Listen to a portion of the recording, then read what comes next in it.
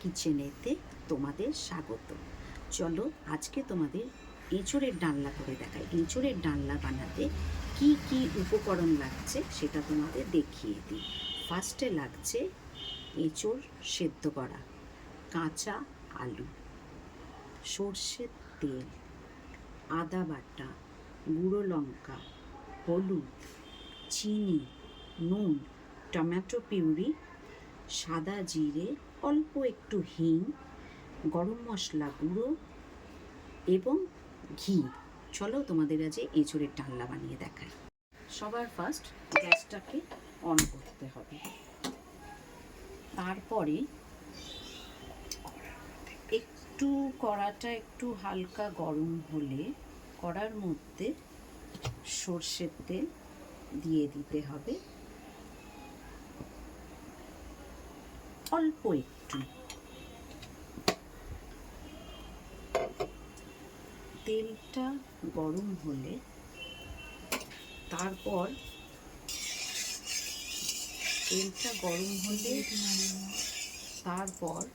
ওই গরম তেলের মধ্যে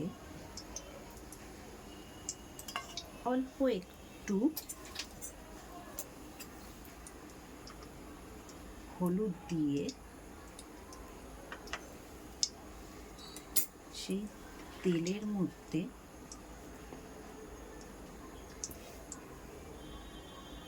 আলুগুলোকে ভাজতে হবে।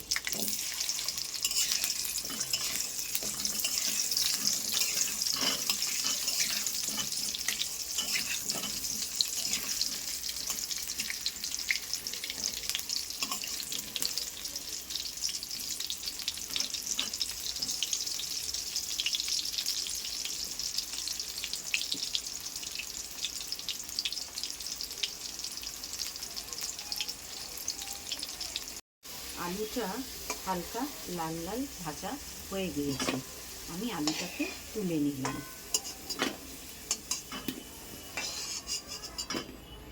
ওই তেলেতেই আমি এঁচোড়গুলোকেও একটু হালকা করে ভেজে নেব।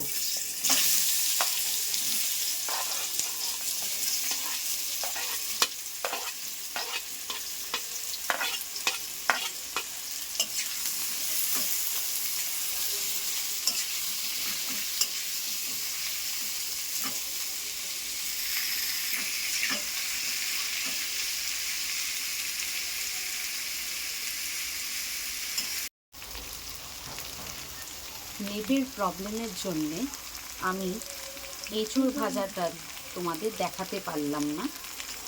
এঁচোড়টা আমি ভেজে হালকা করে ভেজে তুলে নিচ্ছি।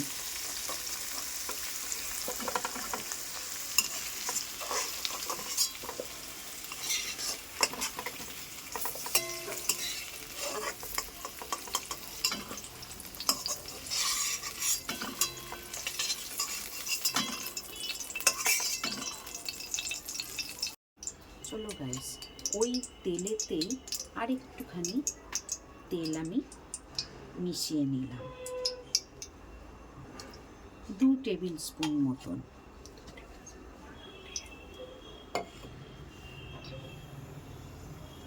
সেই গরম তেলেতেই আমি ছেড়ে দিচ্ছি হিং।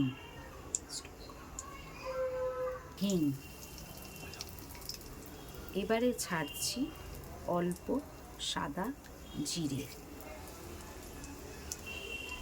আর আমি মশলাটাকে বানিয়ে রেখেছি। এই মশলার মধ্যে রয়েছে আদা বাটা, গুঁড়ো লঙ্কা আর 2 চামচ হলুদ।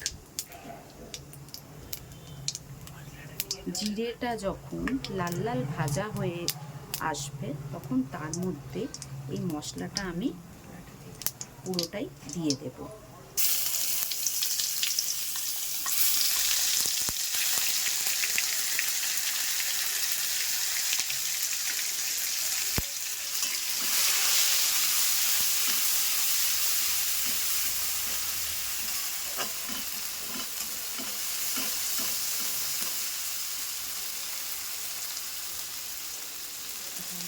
ভালো করে একটু ভেজে নেব। যখন দেখবে কড়ার মধ্যে হালকা একটু লেগে যাচ্ছে, তখন তার মধ্যে পরিমাণ মতন নুন দিয়ে দেব।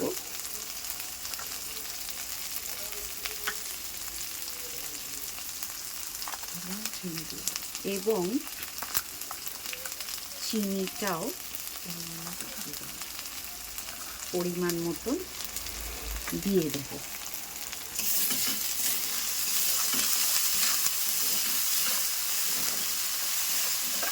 তারপর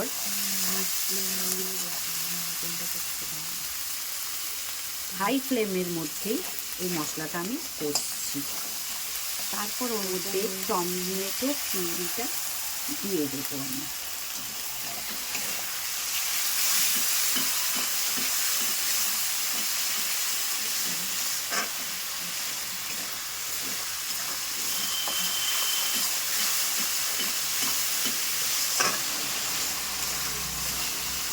এইবারে আস্তে আস্তে ওর মধ্যে ভেজে রাখা আলু আর ইঁচড়টা দিয়ে দেব।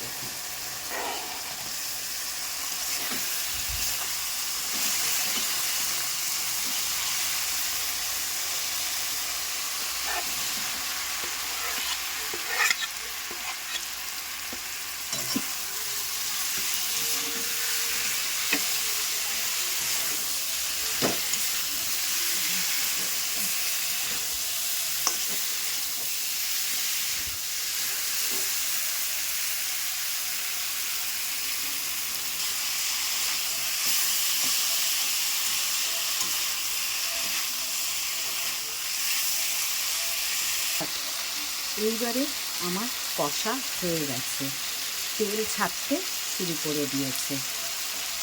হালকা গরম করে রাখা জল আমি ওর মধ্যে ঢেলে দেব।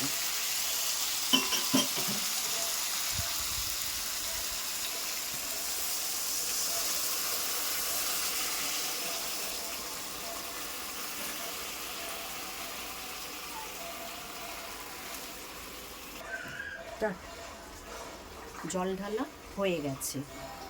এইবার যতক্ষণ না গা মাখা মাখা মতন হচ্ছে না, ততক্ষণ